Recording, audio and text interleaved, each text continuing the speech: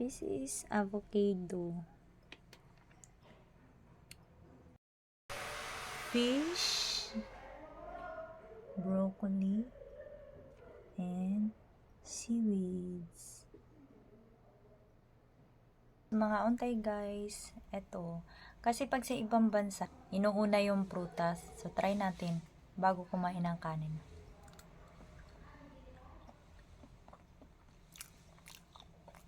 Avocado, masarap.